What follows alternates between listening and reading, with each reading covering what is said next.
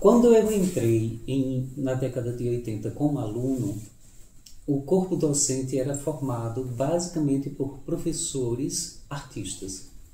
Então eram artistas de renome na cidade, principalmente em teatro. Eram figuras como Antônio Cadengue, José Francisco Filho, Carlos Bartolomeu, o próprio João Denis Araújo Leite, o próprio Milton Bacarelli. Então eram grandes encenadores, grandes diretores, grandes cenógrafos e que trabalhavam aqui, que eram professores. Em sua grande maioria, eles não tinham formação pedagógica, eles não tinham passado por uma licenciatura, não tinham vivenciado isso, mas propiciavam essa formação para a gente com qualidade, eficiência, competência e inspiração, né? Que eram pessoas que a gente se inspirava, que a gente se espelhava ali. Aquela história de quando eu crescer eu quero ser assim, né? Bem, existia uma lacuna em Recife, depois do fechamento, digamos assim, do curso superior na Universidade do Recife para a formação de artistas em teatro. Existia essa lacuna. E boa parte dos estudantes que vinham para o curso de licenciatura queriam ter uma formação artística. E durante um certo tempo, o professor Milton Bacarelli, que era o chefe também do departamento, manteve um curso de formação do ator, que era um curso técnico, no qual passaram vários dos nossos professores de hoje. Enquanto eu estava fazendo a licenciatura, paralelamente, e a gente vai se juntar num trabalho de conclusão do curso lá, de formação do ator, que é um curso técnico, estavam na mesma turma a professora Rosemary Martins, o professor Roberto Lúcio, a professora Kalina Aguiar. Então eu sou contemporâneo deles, eles lá fazendo uma formação de atores e eu fazendo uma formação de professor de teatro. Por uma felicidade, por um convite do professor Ricardo Luiz de Aquino, que precisava de pessoas para compor o elenco num determinado momento, numa certa encenação. Eu terminei indo para lá, eu estava terminando o curso aqui, fazendo a encenação de finalização do curso que ainda existia nesse momento, e participei desse processo. Mas era bem assim, há dois times, né? Aquele time que queria a formação como artista e aquelas pessoas que vinham para cá para ter uma formação pedagógica. E uma grande mudança que aconteceu ao longo dos anos 2000, que fez exatamente o curso passar do nome de licenciatura em Educação Artística, habilitação em Artes Cênicas para licenciatura em Teatro, né? Se dá exatamente no momento em que também está se exigindo certos conteúdos serem integrados à formação e que não se pensava para as licenciaturas e que passaram a ser foco de interesse, como, por exemplo, a obrigatoriedade do ensino de Libras ou da inclusão de certos conteúdos associados a dimensões que vão reverberar certos reconhecimentos identitários, uma revisão histórica, né? Como, por exemplo, o conteúdo sobre a história afrodiaspórica, história indígena, ou essas dimensões que vão se aproximando. E lembro eu, como estudante, que o perfil de alunos em sala de aula era bem diferente do de hoje. A grande maioria dos alunos de educação artística na minha época eram pessoas de classe média e classe média alta. E que estavam aqui, algumas, naquele processo de trampolínico, né? Passar por aqui para chegar a alguma outra coisa, porque não se deu muito bem nas notas lá no vestibular. Mas a quantidade de pessoas negras, a quantidade de pessoas vindas do interior do estado, a quantidade de pessoas vindas de escola pública era muito, muito reduzida. Eu lembro assim, de contar nos dedos quantas pessoas eram negras na minha turma. talvez 3. Hoje em dia a gente olha e vê que isso é algo que se transformou, que se alterou. Nós, no Centro de Arte, sempre fomos os bichos mais exóticos da Universidade Federal de Pernambuco. O CAC, durante a década de 80, começo do 80, a gente sofria preconceito, né? As pessoas de outros centros e tal olhavam para a gente, apesar de não morar com o nosso centro, né? Apesar de virem se divertir aqui, ver o que estava acontecendo, se mexer, tinha uma carga de preconceito muito grande. Parece anedótico, mas as pessoas chamavam o Centro de Artes e Comunicação, depois do advento da AIDS, de Centro de AIDS e Comunicação.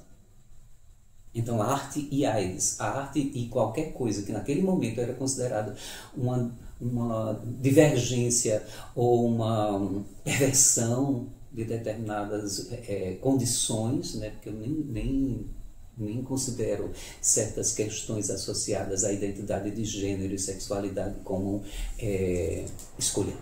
São condições. Né? E hoje em dia a gente vê mais pessoas transgênero transitando no Centro de Artes, mais pessoas se autoafirmando em suas condições, né? Na sua condição de negro, na sua condição de indígena, na sua condição associada a uma dimensão de gênero. Né? E isso eu acho muito salutar. Né? Aqui a gente vive uma liberdade que provavelmente você vai olhar em outros cursos, em outros centros, e não existirá ainda. Haverá um certo engessamento de determinados padrões de comportamento, determinados modos de performar a existência. Né? E isso eu vi se transformando também. E vi transformando também isso em relação ao corpo docente. Hoje a gente vê muito mais professores negros do que via na minha época. Eu conto também dos professores que eram pretos e que vieram, que me deram aula. E infelizmente eram poucos. Então essas coisas eu acho que todas são associadas, não são parte de um lento processo de transformação social que vai nos dando condições de ser o que é hoje. Obviamente que isso não é uma garantia absolutamente nenhuma e que basta um governo despótico e fascista para desconstruir boa parte disso e querer fazer com que a universidade pública se torne particular.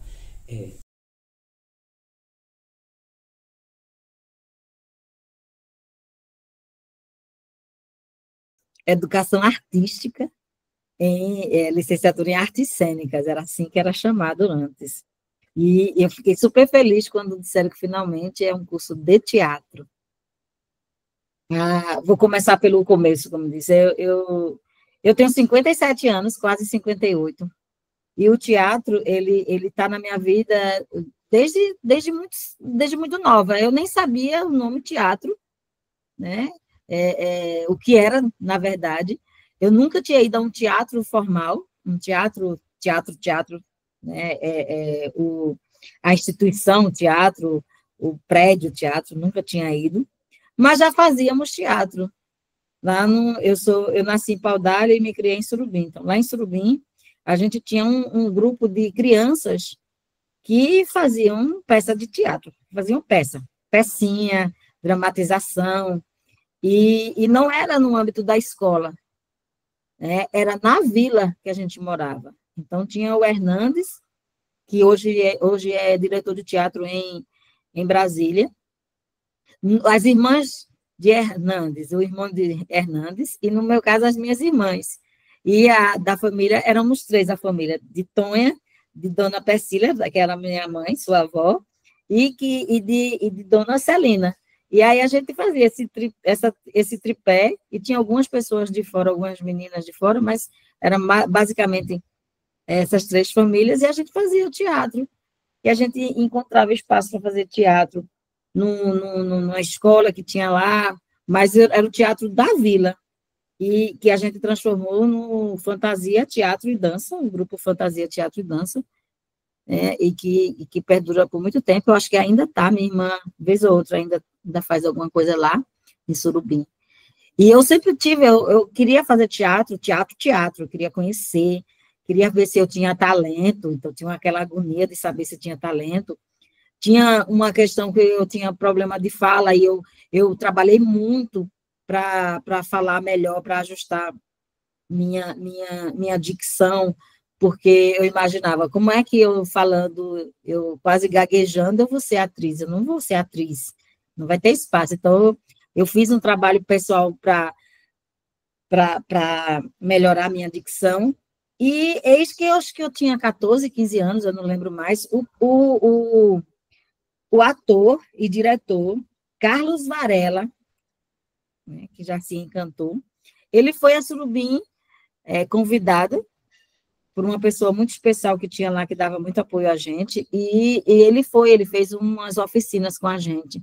E eu ficava no pé de Carlos Varela para saber se eu tinha talento, Então, isso vem muito, né? Então, fazer teatro, levar o teatro da vila para as escolas, e na vila, e nas escolas a gente também continuar fazendo teatro, fazer teatro na cidade, apresentação em festa, ser chamado para se apresentar em outras cidades do entorno de Surubim. Então, a gente fazia muito isso, tá? E eu era a mais velha do grupo, e aí foi, até eu, quando fui fazer, eu descobri o vestibular, vim fazer aqui no Recife, o vestibular de letras, entrei em letras, mas ainda no mesmo prédio, onde tinha artes cênicas, aí eu descobri que existia esse curso de artes cênicas.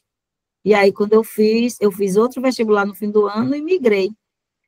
Né? Passei em artes cênicas e concluí. Isso em 1990 eu entrei no curso. Tá? Então, o teatro, ele chega na vida e eu chego no teatro. O curso de artes cênicas era interessante, porque boa parte das pessoas que entravam pensavam que iam se formar em teatro. E uma outra parte tinha as consciências de que era para ser professora de artes cênicas.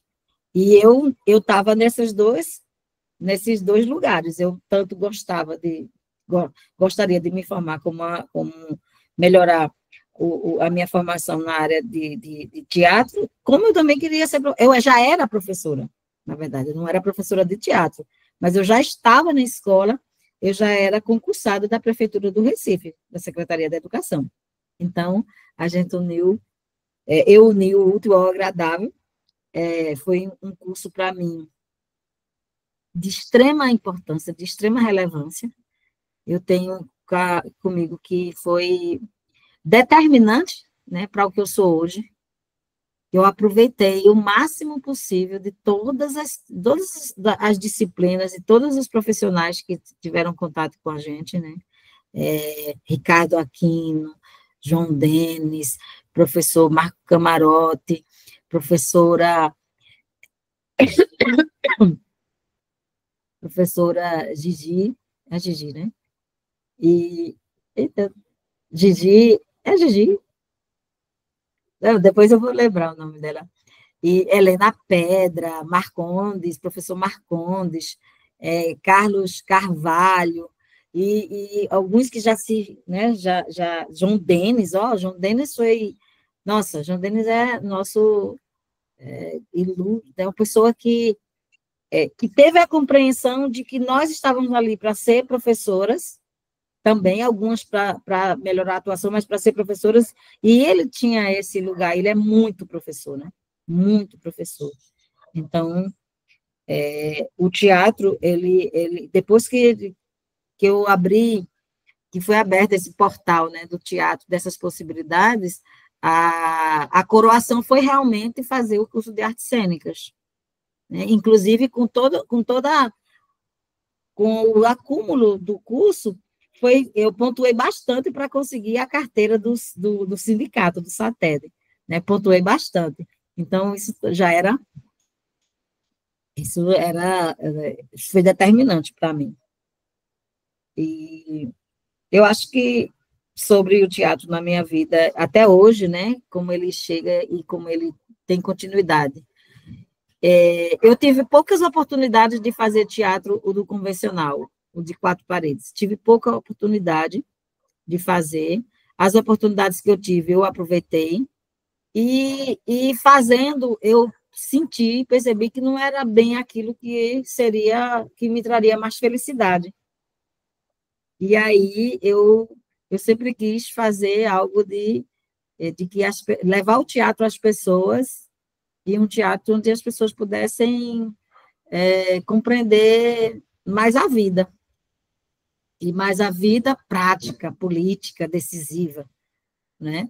E aí há um espaço do teatro, que é um teatro político, um teatro engajado. Esse eu me encontrei e me realizei fazendo ele. Trabalhei durante 16 anos no grupo de teatro Loucas de Pedra Lilás, e hoje em dia eu continuo, às vezes, fazendo alguma coisa que eu gosto muito, né, que é costuras poéticas, poematização, né, e fazer algumas performances com poesia, costurando a poesia, a minha poética de momento com a poesia já escrita, livresca, né, de grandes mulheres, principalmente mulheres negras, né, mulheres locais. Então, eu tenho dado continuidade ao teatro desse jeito.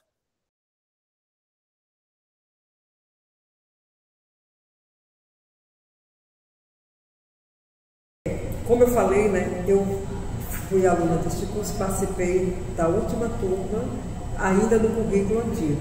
Então, este currículo, ele compreendia que a licenciatura, no caso, a licenciatura em Educação Artística, habilitação artística, ela tinha apenas o compromisso de formar um professor de arte que iria atuar nas linguagens artísticas, ou seja, era uma licenciatura focada no ensino, no que a gente compreende hoje como ensino formal, ou seja, escola.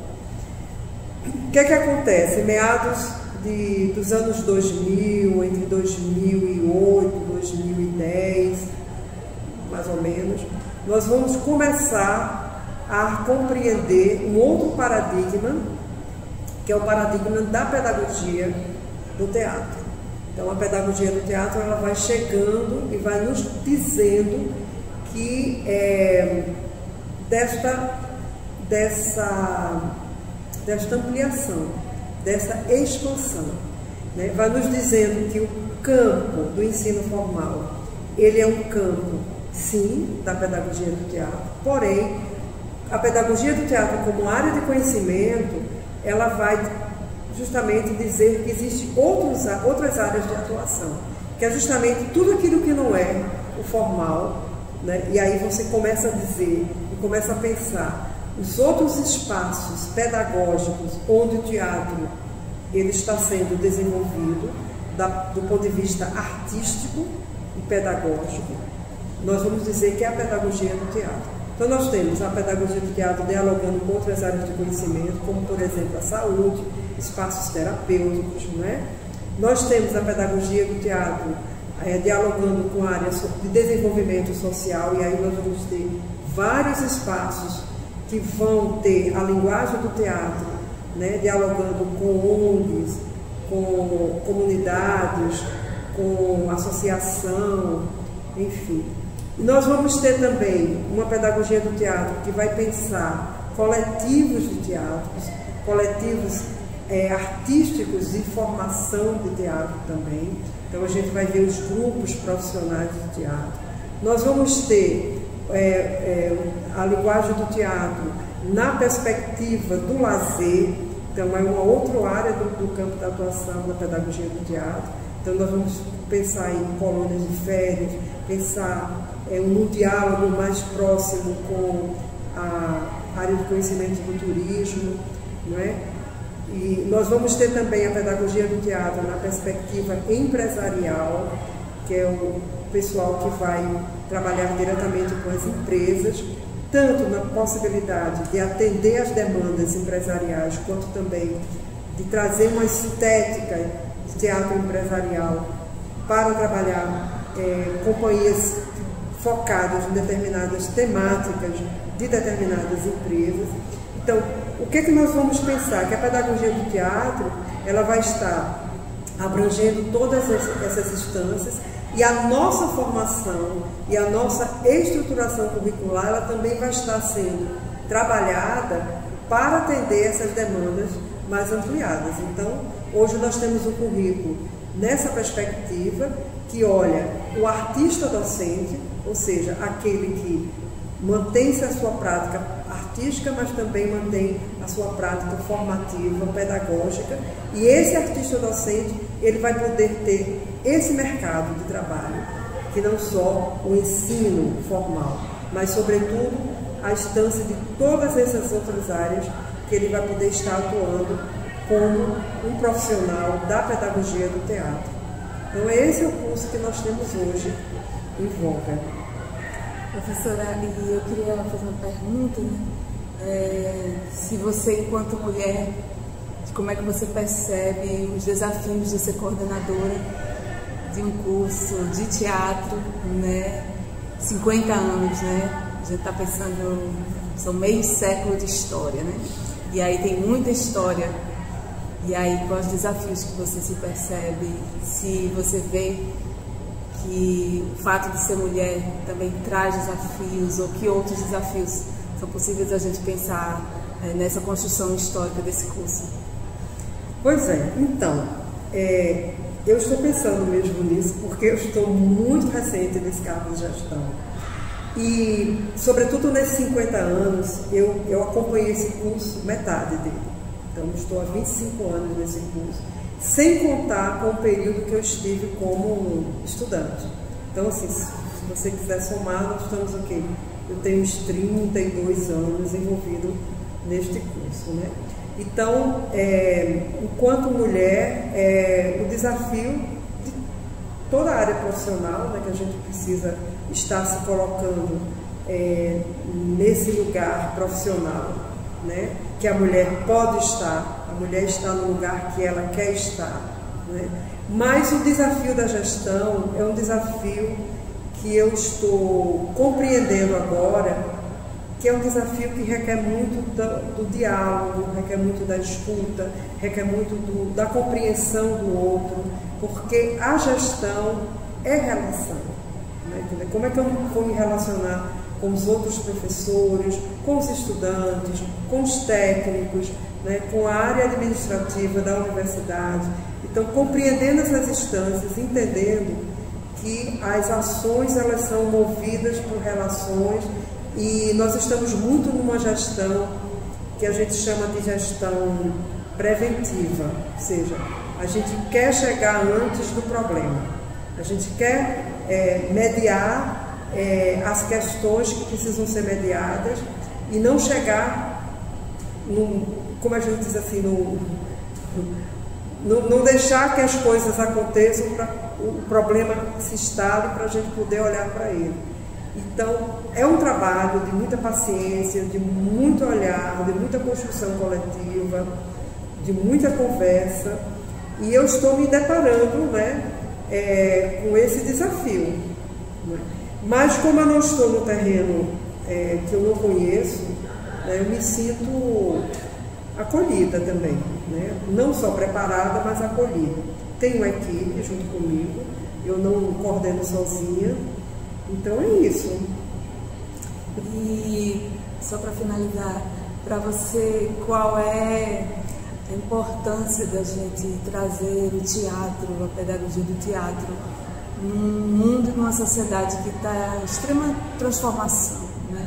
A gente está num contexto que é uma retomada do conservadorismo, né, que é uma retomada de movimentos que são movimentos opressivos, violentos e exclusivos, né? E o teatro como uma forma de linguagem, né? Como é que você pensa nessa intervenção? Pois é, então esse momento que nós estamos vivendo, que é um momento muito desafiador, eu acho que a arte, de uma maneira geral, ela tem um papel muito importante, né, muito significativo, de mudança mesmo, de perspectiva, trazer mais humanização, trazer mais arte, mais beleza, não é? De um mundo que está tão árido, não é? Então, o teatro, ele traz esse movimento do encontro, né? O encontro entre as pessoas, o encontro entre as linguagens e também o outro, né? Traz o outro para junto. Então, eu vejo como quase que um ato revolucionário, necessário, urgente. É preciso, apesar de tudo, permanecer, ampliar e dar muita visibilidade às linguagens artísticas. Eu acho que sem isso a gente não vai conseguir atravessar essa caminhada, né? Esse túnel que nós estamos atravessando. Então, a arte, ela traz essa esperança, né? Essa esperança de que vai vir um dia melhor, de que temos uma sociedade que vai sendo construída, né, para o melhor. Então, o teatro, ele tem esse papel também. Existe o papel também que eu acho muito importante no teatro, que é o papel de questionar, né, esse agora, né, o papel político, inclusive, do teatro, que traz essa reflexão mais crítica sobre essa sociedade. É o papel que traz esse pensar numa história que vai ser construída dentro de um coletivo. Então, o teatro, ele tem esse papel social também. E também gostaria de esclarecer que, mesmo na história da humanidade, né, seja uma história mais sombria ou uma história mais de tranquilidade, né, o teatro sempre persistiu. Então, seja na luz, seja na guerra, seja na paz, o teatro sempre existiu e o teatro sempre vai permanecer vivo. Então, essa ideia, que é uma ideia de esperança, né? Eu vejo muito a arte trazendo essa renovação que a gente tanto precisa.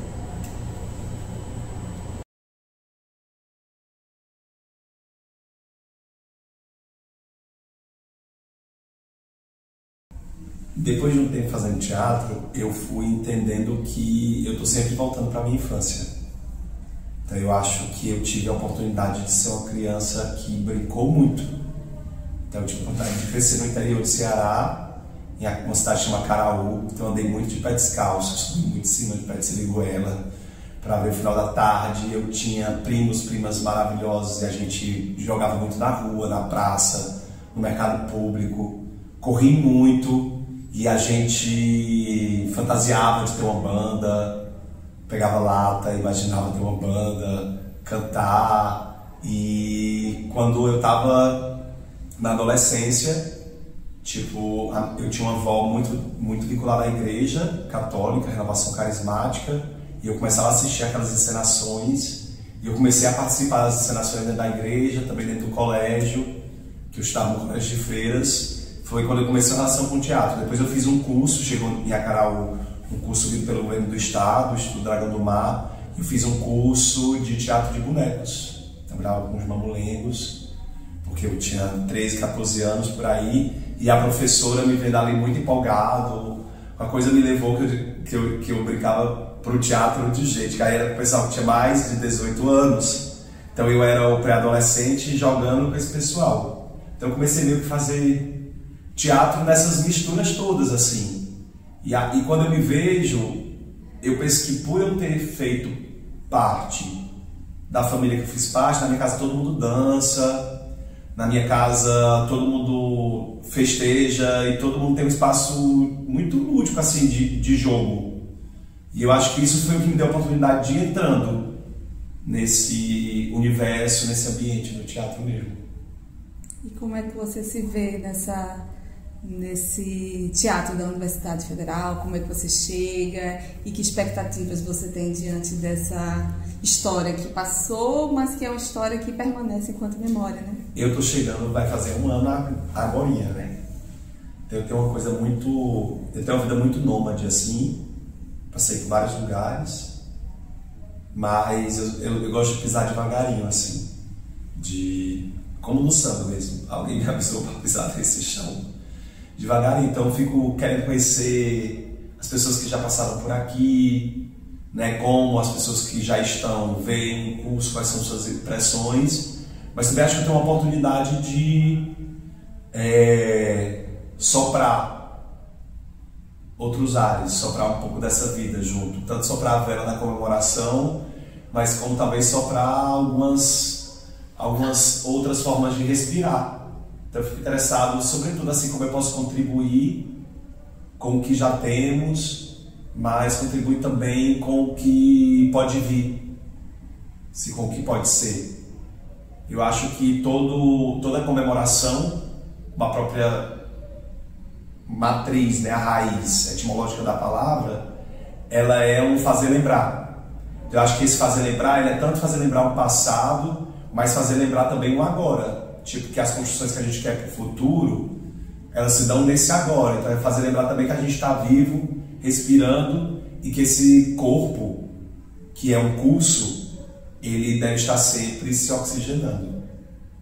E como é que é ser docente e trabalhar com o alunado, né, que está no primeiro período, né, e trazer esse corpo enquanto uma mediação de encontro com esse mundo? Eu tenho muito amor, assim, pela oportunidade de ser professor. Eu aprendi a ser professor fazendo teatro. Aprendi sendo professor assim, estava ali a dirigir um espetáculo, e a partir daquilo eu fui entendendo que eu tinha um tempo, um espaço, pessoas disponíveis, de algum modo, querendo trabalhar junto, e eu acho que isso dimensiona o espaço da sala de aula, a meu ver. Então eu tenho muito encanto, eu sou muito grato, assim, apesar de saber que é sempre um bom desafio. Eu também gosto de me desafiar, fazer coisas que ainda não fiz. Acho que a sala de aula é por si um espaço de experimentação.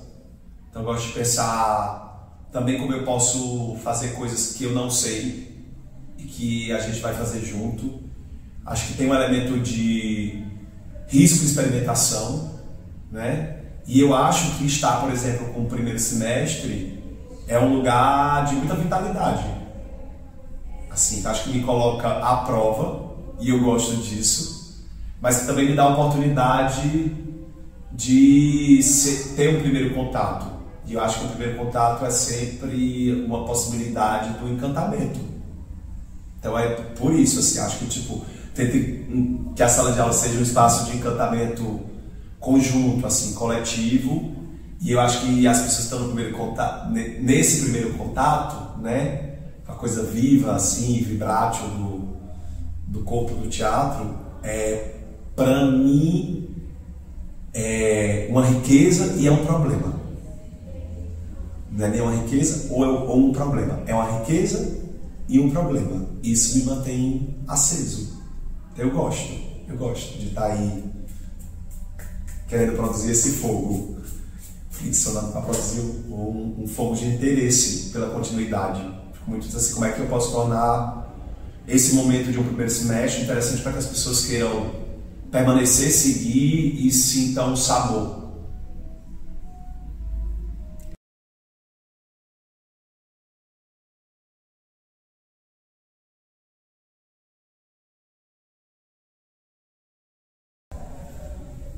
Bem, a forma de como eu cheguei aqui no UFPE foi através do Enem. Foi assim, não foi um trabalho muito fácil, foi um trabalho bastante difícil. Aliás, pela minha escolha de curso, porque eu era a única pessoa da minha família que ia ser formado em um curso superior. E a pressão era bastante forte em cima de mim, uma grande percepção, da questão da vida que eu queria levar. Meio que a minha família queria que eu fizesse uma coisa que eu não queria fazer.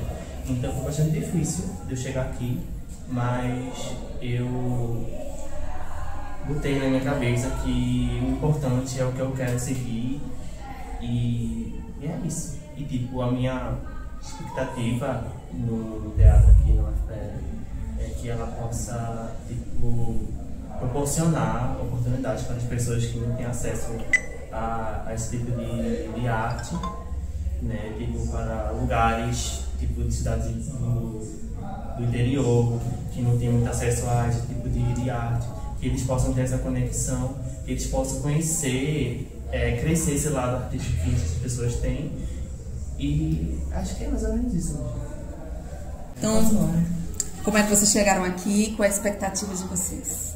Bom, eu também vim através do Enem, só que eu não vim direto do meu ensino médio. Eu me formei em 2023 e aí passei pelo processo do SISU, só que acabei indo para letras por um medo meu de aceitar que eu queria fazer teatro. Não por falta de estímulo na família, não, pelo contrário. Eu sempre tive muito apoio, principalmente da minha mãe, que ainda tem a opinião de maior relevância na minha vida. Foi uma falta de coragem que eu mesmo criei para mim. Só que eu consegui me libertar dessas amarras, passei pelo processo do Enem de novo, pensei que não ia passar porque eu não tinha estudado, mas eu acho que quando é para ser, e foi, e eu cheguei até aqui. E as minhas expectativas para o curso são as melhores. Estar fazendo parte de um curso de graduação na UFPE já é muito grandioso. E ainda está fazendo o que eu mais amo na vida, é melhor ainda. E estar dentro, fazer parte dessa história de 50 anos é uma honra imensa. Também entrei através do Enem, né? Assim como ele, também não estudei. Não estudei muito, mas vim saindo também do ensino médio. Mesmo eu tendo estudado, eu pratiquei redação e também fui levando todo o conhecimento que eu adquiri no ensino médio. Que foi uma base boa, mas ao mesmo tempo não foi uma base aceitável para um ensino médio bom, porque no ensino médio, né, que foi adaptado, acho que quando eu entrei, acho que foi em 2022, tinha aquelas questões das trilhas e tal. Mas, mesmo com isso, boa parte da minha escola, da minha sala, consegui passar no Enem. Inclusive eu consegui passar por cota, e acho que até sem cota eu teria conseguido passar, mas eu consegui passar em primeiro lugar na cota racial. E minha expectativa, basicamente, é que a arte teatral como um todo, possa furar uma certa bolha, né, que ainda é encontrada, infelizmente, nos dias de hoje, tanto aqui em Recife, quanto nos interiores, que é de difícil acesso, e levar todos os termos teatrais, até mesmo para onde eu moro, que eu sou de Condado, entendeu? E é isso. Obrigada. Eu também, assim como Henrique, eu vim do ensino médio e entrei na universidade através do Enem, né? E a gente sabe que foi um processo muito complicado de todos os aspectos, tanto psicologicamente quanto fisicamente, porque a gente estava passando por um processo, né, do ensino médio mudar, a didática, ser esse novo ensino médio, então acabou que a relevância para o vestibular ela foi praticamente nula. A gente não teve, né, aplicação para redação, matemática, enfim, a gente não teve essas questões. Mas aí, com muito trabalho árduo vindo de mim, consegui entrar na universidade. Eu lembro que foi um processo muito ansioso para mim também, porque eu ficava sempre ali, na esperança de ver meu nome na lista, e até que eu entrei na universidade, e para mim é uma conquista muito realizada, porque eu acho que também, como o Fernando falou, eu sou a primeira pessoa na minha família a conseguir entrar na universidade pública, né? E você, a primeira pessoa que tem graduação na minha família. Então, para mim, é um mérito e uma honra poder levar essa representação, e eu acho que todo mundo deveria ter esse acesso.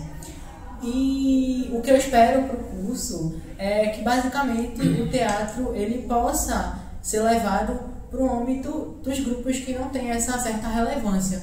Ou seja, que o teatro ele possa ser acessado por esses grupos e que o teatro possa ser ocupado por pessoas desses grupos e que a gente possa construir uma coisa muito diversa, porque eu acho que o teatro também é diversidade.